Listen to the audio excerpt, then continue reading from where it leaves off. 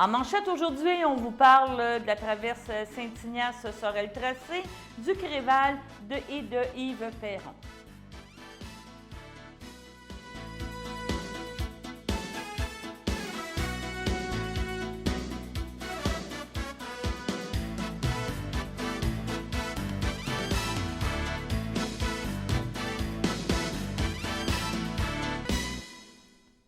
Bonjour mesdames et messieurs et bienvenue à votre bulletin de nouvelles du 19 novembre 2020.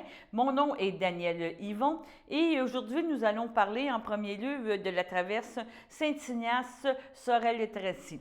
Donc, comme vous avez pu le remarquer depuis quelques jours, il n'y a qu'un seul navire et une des causes de cette situation est qu'il y a eu des cas de COVID au niveau des employés du traversier, de la Société des traversiers. Donc, ils ont été obligés de couper un peu les heures de service.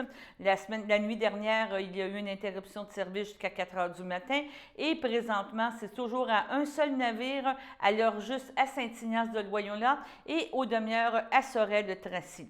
J'imagine que c'est avec cette situation de COVID, nous allons en avoir peut-être pour une dizaine de jours avec ce changement d'horaire et que nous espérons que le traversier va revenir aux heures normales dans un plus bref délai.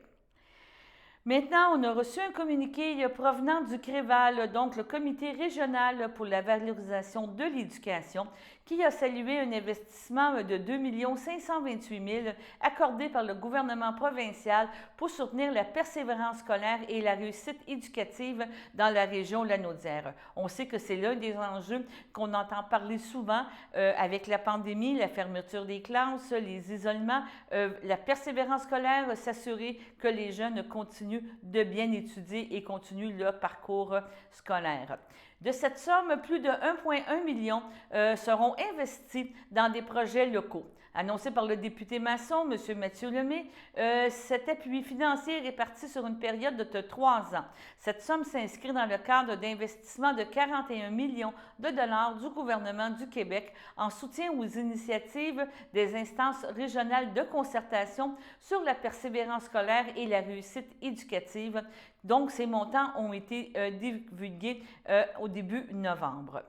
C'est une aide financière qui tombe à point en cette période de pandémie. Ce financement triennal, dont plus de 1,1 million seront redistribués aux partenaires locaux qui soutiennent les jeunes et les parents, est accueilli avec enthousiasme par les administrateurs du CREVAL. Ces sommes permettront une meilleure planification à long terme des interventions régionales et locales afin de répondre adéquatement aux préoccupations identifiées lors de la dernière planification stratégique du Préval. Rappelons qu'après 15 ans de mobilisation, il est aisé d'affirmer que la situation s'est améliorée dans la Naudière. Ainsi, le taux de décrocheurs du secondaire a diminué entre 2010-2011 et 2013-2014, passant de 16 à 13 %. Le taux de diplomation et de qualification au secondaire des élèves après 7 ans a encore, lui, augmenté de façon marquée depuis 10 ans, passant de 68 % en juin 2007 à 78 % en juin 2016.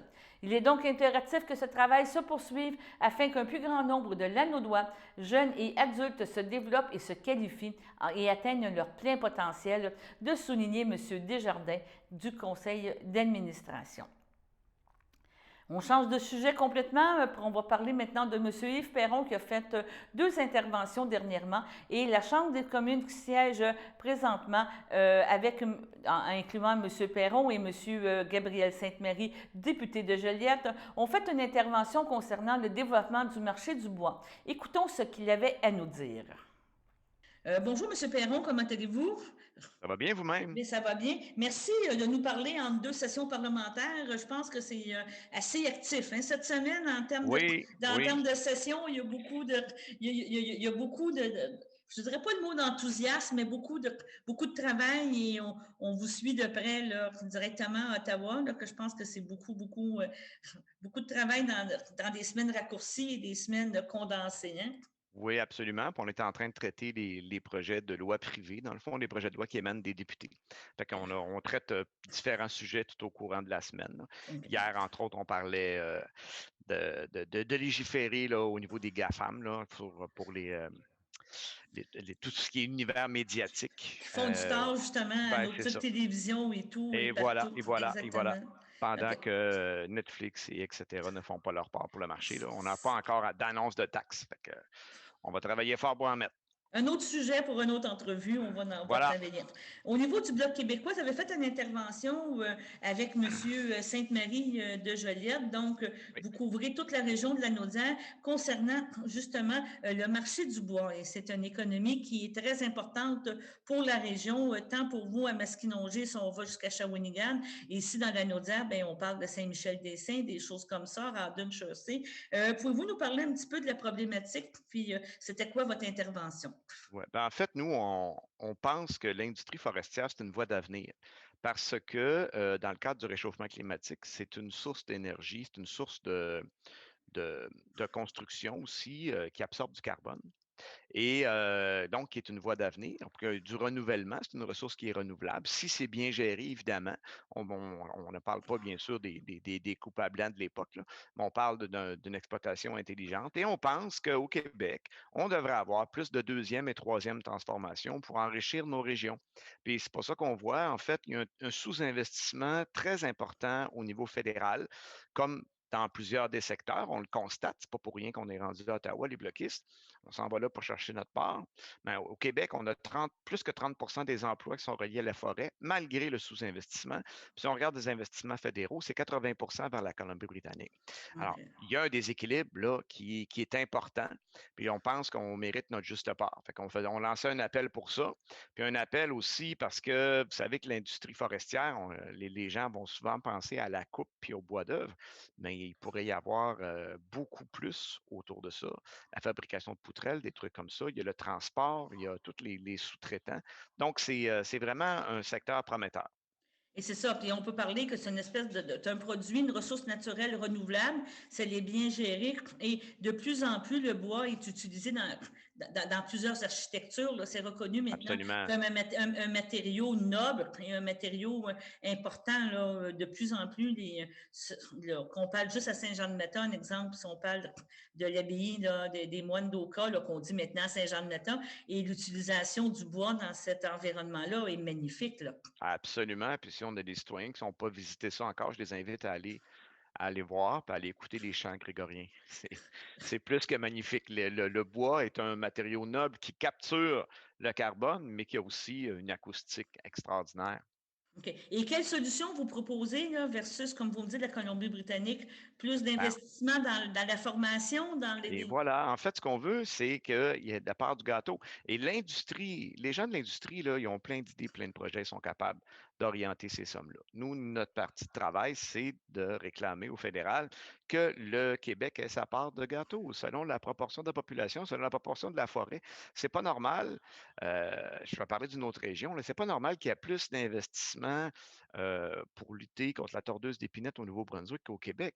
N'importe qui regarde la carte du Canada avec les superficies, là, ça n'a pas de maudit bon sens. Fait qu'à un moment donné, il faut pas se choquer, mais il faut donner un coup de poing sur la table. Là, dire, regardez, oui. il y a un déséquilibre des investissements. Puis si on compare ça en plus, industrie forestière, prometteuse, énergie verte, par rapport aux industries pétrolières de l'Ouest qui reçoivent non seulement des subventions, mais des exemptions fiscales énormes à chaque année. C'est l'argent des Québécoises et des Québécois qui est mis là-dedans. Nous, on pense qu'il faut réorienter le développement économique et la forêt, c'est une maudite belle place pour faire ça. Bon, ben d'accord. Donc, j'imagine que vous allez aller rechercher aussi des appuis dans l'industrie, dans les producteurs et les transformateurs, là, sûrement, pour Absolument, aider absolument. Puis on a avec ça. commandé d'ailleurs une étude faite par des spécialistes qui est appuyée par les gens de l'industrie, qu'on devait rendre publique et pas encore, là, mais que ça devrait se faire bientôt. On avait prévu une tournée des régions, évidemment. Vous comprendrez que la COVID nous empêche de faire plusieurs choses, mais il y a des pistes d'avenir intéressantes là-dedans, puis on identifie le potentiel de chaque région du Québec. Ça, c'est bien intéressant aussi. Donc, ce sera un dossier à suivre au niveau de cette stratégie là, concernant le marché du bois. Puis, je pense que vous allez être aussi en bonne position là, pour défendre ce sujet, cette problématique à Ottawa. Absolument. D'accord, bien, je vous remercie, M. Perron. Ça me fait plaisir. Et maintenant, allons à la première pause. Je m'appelle André Jaudry, j'ai 57 ans et je suis préposée d'aide à la vie domestique depuis bientôt 8 ans. c'est très difficile de résumer en un seul mot ou une seule émotion tout ce que ça m'apporte parce que c'est riche de sens de toutes sortes de façons. Ce travail-là, pour moi, dans mon cas, ça m'a réconcilié avec le monde du travail parce que je ne pensais pas qu'on pouvait gagner notre vie en ayant ce sentiment-là, en étant si heureux d'aider, puis on se sent utile, puis on se sent attendu, puis on sent que je sens que mon travail est important, pas juste pour ces personnes-là, mais pour la société aussi.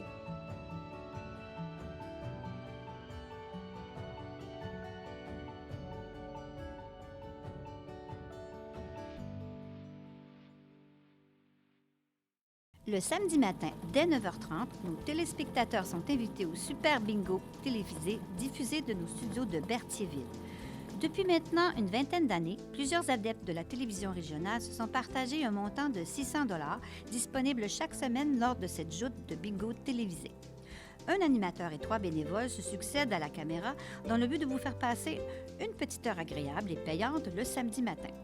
On peut se procurer les cartes de jeu chez les dépositaires autorisés participants, c'est-à-dire à Berthierville, le dépanneur Formule 1 rue Gilles Villeneuve, le marché IGA Extra sur la rue Gabrielle Brissette, le marché Métro rue Notre-Dame, la pharmacie Proxime rue Frontenac, le garage Pétroté sur la rue Gilles Villeneuve et à Saint-Ignace de Loyola, le marché Aldo rang Saint-Michel, le dépanneur Le Magasin Esso sur le chemin de la Traverse. C'est un rendez-vous tous les samedis matins à 9h30 sur les ondes de CTRB, votre télévision régionale et communautaire.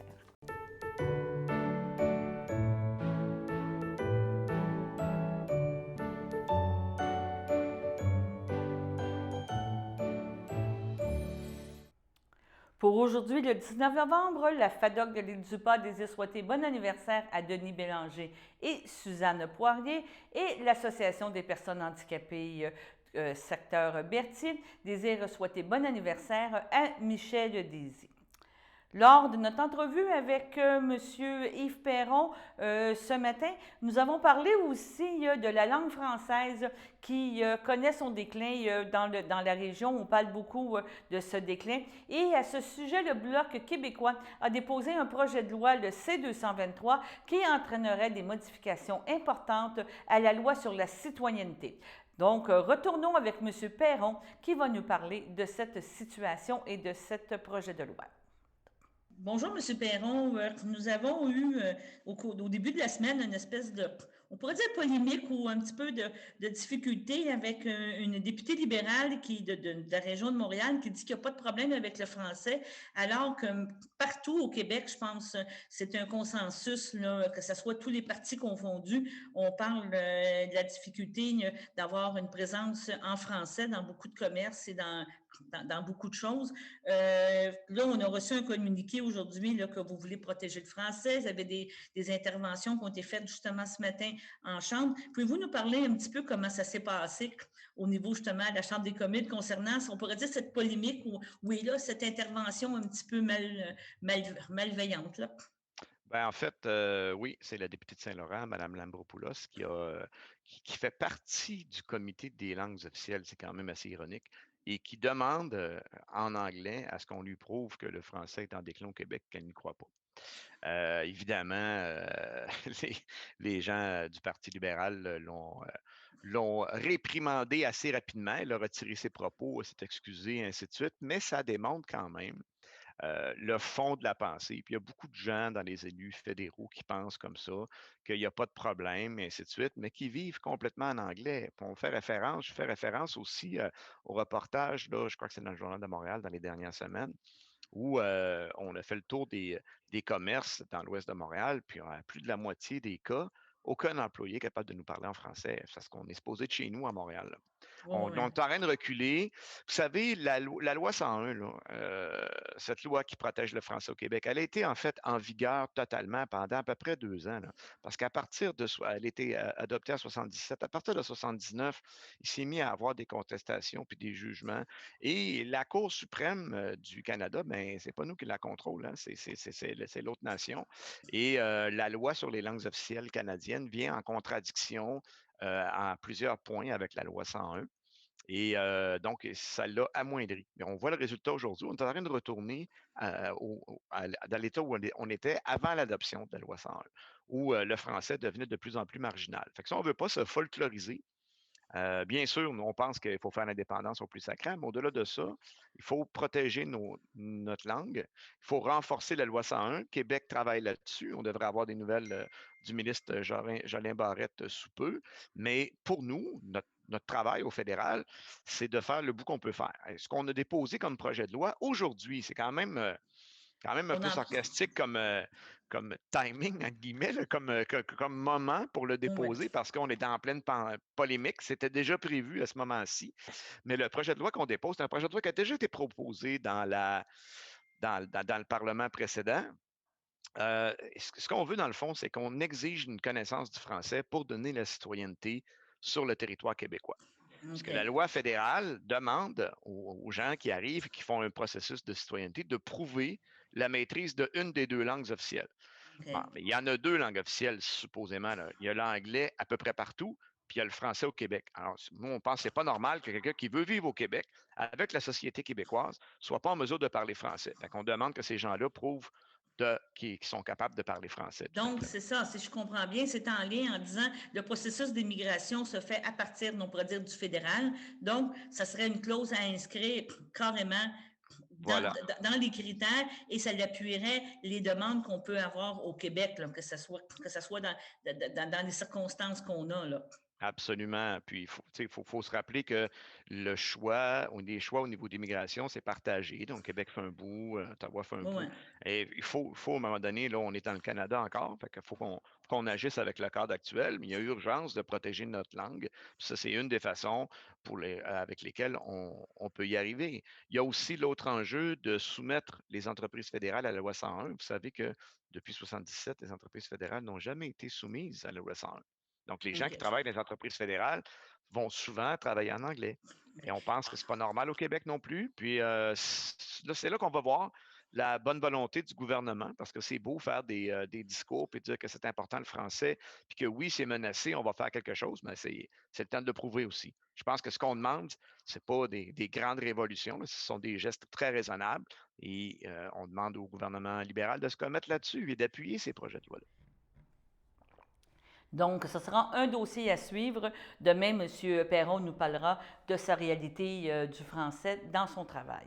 Maintenant, en terminant, on vous parle d'Eugénie Landry. Qui est Eugénie Landry? C'est la responsable des communications pour les proches aidants, le RANDA, les proches aidants de la région d'Autrey. Et elle nous parle d'un concours, d'un tirage pour souligner les gestes des personnes qui sont des proches aidants. Rencontrons Eugénie. Bonjour Eugénie, tu me permets de t'appeler Eugénie, c'est bien ça? Oui, pas de problème. Moi, je peux vous appeler Danielle? Pas de problème, sans problème. Tu es la responsable des communications pour le réseau des aidants naturels d'Autrey, donc à Berthierville, c'est bien ça? Les bureaux sont à Berthierville? Oui, mais on a des différents points. On a un point à Saint-Gabriel, on a un pied à terre aussi à la Valtrie, mais on est principalement concentré à Berthier. Surtout en temps de pandémie, on peut Oui, pas c'est se ça, je m'en promener allais dire, c'est ça.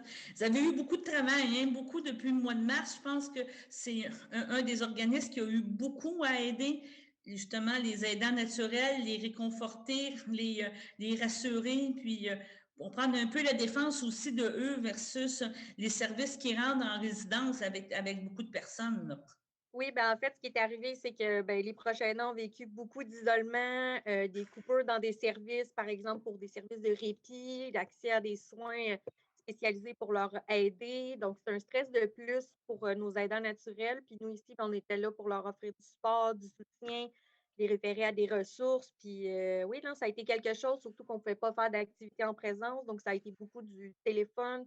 On appelle nos membres à chaque jour, en plus de recevoir des appels de proches aidants en détresse. Donc, ça a été une période mouvementée, je vous dirais. Est-ce que ça va bien? Le bilan est quand même bon au niveau des gens que vous avez aidés. Est-ce que vous êtes satisfait de ce que vous avez fait comme service malgré toutes les Oui, contraintes? oui, ben écoutez, depuis en septembre, nous, on était dans la Nodière, on était quand même en zone verte. Donc, on a fait des activités en présence en respectant le 2 mètres de distance, avec le port du masque quand les gens circulaient, désinfectant.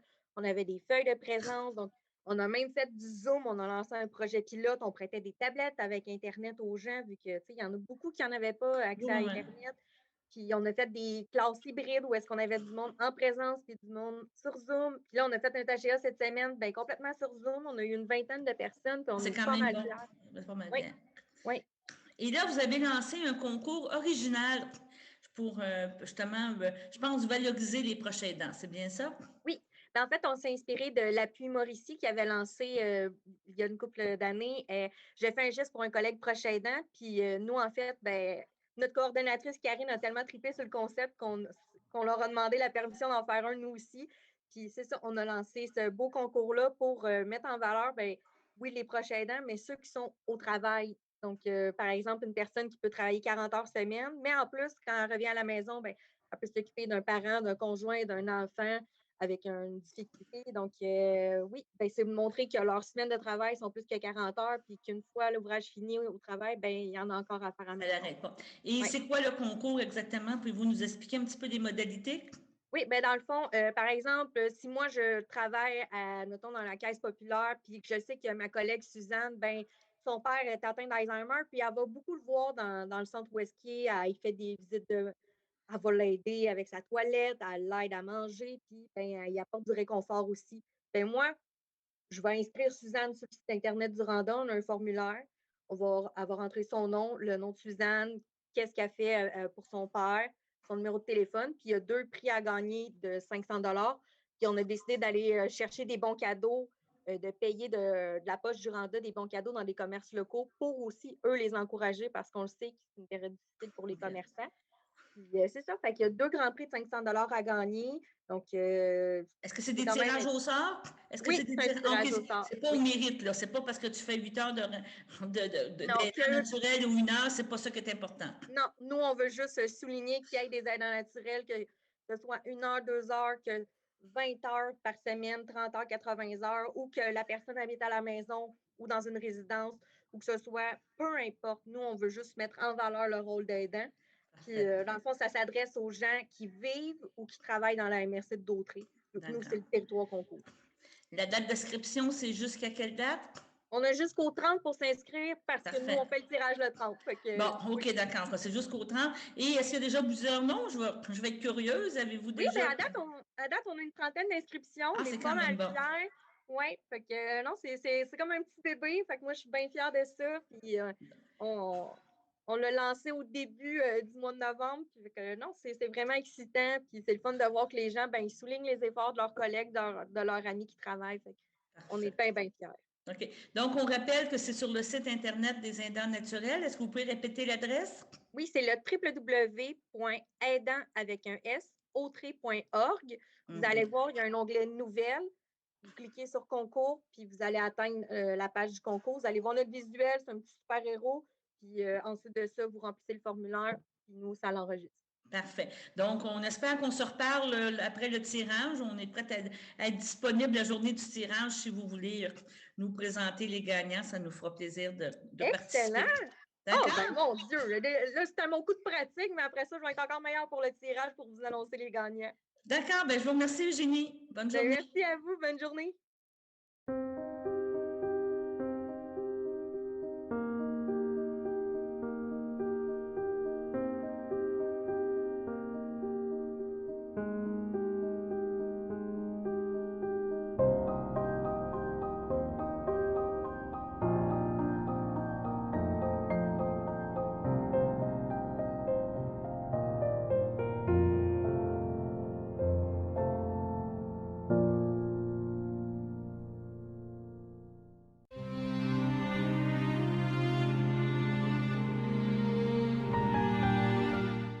Au CHSLD Saint-Eusèbe de Joliette, le 14 novembre, à l'âge de 80 ans, est décédée Mme Lisette Caillé, épouse de feu Léo Coulombe, demeurant à Berthierville. Elle laisse dans le deuil ses fils Serge, Stéphane, Jocelyne Aubry, son petit-fils Clovis, ses sœurs, frères, belles-sœurs et beaux-frères, Madeleine Caillé, Michel Rivet, Laurent Caillé, Linda Poulet, Gisèle Caillé, Gilles Lemieux, Marcel Caillé, Feu Normand de Courchaine, Lucie Lucienne Coulombe, feu Lucien Mousseau, Hélène Coulombe, feu Sarteau-Blais, Denis Coulombe, Huguette Blais, Yvette Coulombe, feu Gilles Poisson, Monique Pellan, feu Bernard Coulombe, ainsi que plusieurs neveux, nièces, autres parents et amis. La famille accueillera parents et amis le dimanche 29 novembre dès 13h au complexe funéraire Efterio de Berthierville et suivra une liturgie à la chapelle du complexe à compter de 15h. Madame Caillé sera inhumée au cimetière de Berthierville le jour même. Et paisiblement à son domicile, le 14 novembre, à l'âge de 74 ans, est décédé M. Réal Clément, époux de Mme Agathe Barthe, demeurant à Saint-Ignace de Loyola. Outre son épouse, il laisse dans le deuil ses enfants, Pierre, Sophie Bégin, Liliane, Sylvain Morin, ses 4 petits-enfants, Maxime et Sébastien Clément, Alexandre et Laurence Plourde, ainsi que leur père Guy Plourde, ses frères, sœurs, beaux-frères et belles-sœurs, Claudette Paulet, feu Serge Clément, Denise Cusson, feu Richard Clément, Céline Dufour, feu Jacques Clément, Raymond de Clément, Ronald Saint-Martin, Robert Barthe, Louise Destrambes, Claire Barthe, feu Oné Le Guèvremont, Marie-Paul Thibault, feu Michel Barthe, lui a précédé Raymond Barthe, feu Mireille Laforêt, Sylvette Barthe, feu Alain Latour, ainsi que plusieurs neveux, nièces, parents et amis. La famille vous accueillera le 21 novembre à l'église de Saint-Ignace de Loyola dès 13h. Suivront les funérailles à compter de 14h. M. Clément sera inhumé au cimetière de Saint-Ignace. À son domicile, entouré des siens, le 10 novembre, à l'âge de 94 ans, est décédée Mme Denise Bellemare, épouse de feu Gaston Soulière, demeurant à Sainte-Geneviève-de-Pertier. Lui a précédé ses fils Claude et Michel. Elle laisse dans le deuil ses enfants, Jacques, Louise André Houle, Alain France Savoie, Léo Diane Boisvert, Manon Denis Hainaut, Nathalie Marc Ouellette, Maryse Denis Sylvestre, 16 petits-enfants et 4 arrière-petits-enfants, sa sœur Rose-Aimée Bellemare, feu Jean Bacon, ainsi que plusieurs neveux, nièces, autres parents et amis. La famille vous accueillera le samedi 21 novembre au complexe funéraire Efterio. Une liturgie sera présentée à la chapelle à compter de 14h30. Madame Bellemare sera inhumée au cimetière de Berthierville. Au nom de CTRB et de tous nos employés, nous désirons souhaiter nos plus sincères sympathies. Allons à la météo maintenant.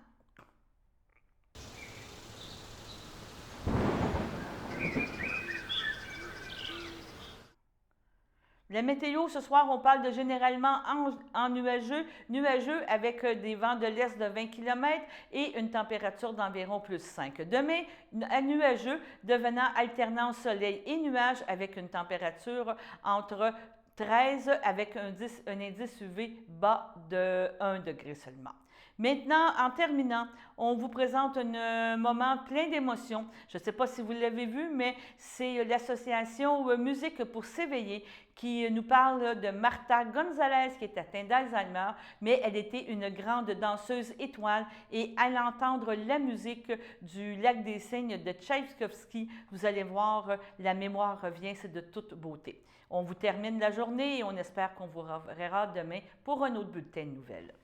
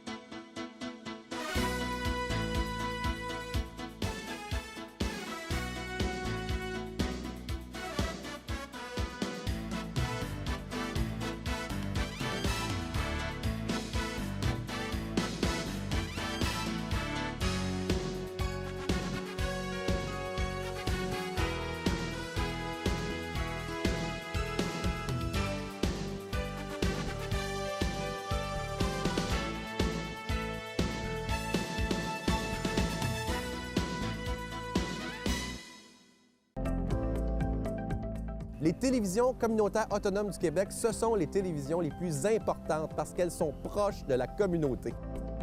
On veut encourager des gens qui parlent de ce qui nous intéresse, mais aussi qui participent au développement local. Mais c'est fini le temps là, où on allait lire une affaire qui a été écrite avant hier au bout du monde. Non! Tu veux savoir ce qui se passe chez vous? Bien, ma télé préférée, c'est la télé autonome communautaire. C'est ici que ça se passe.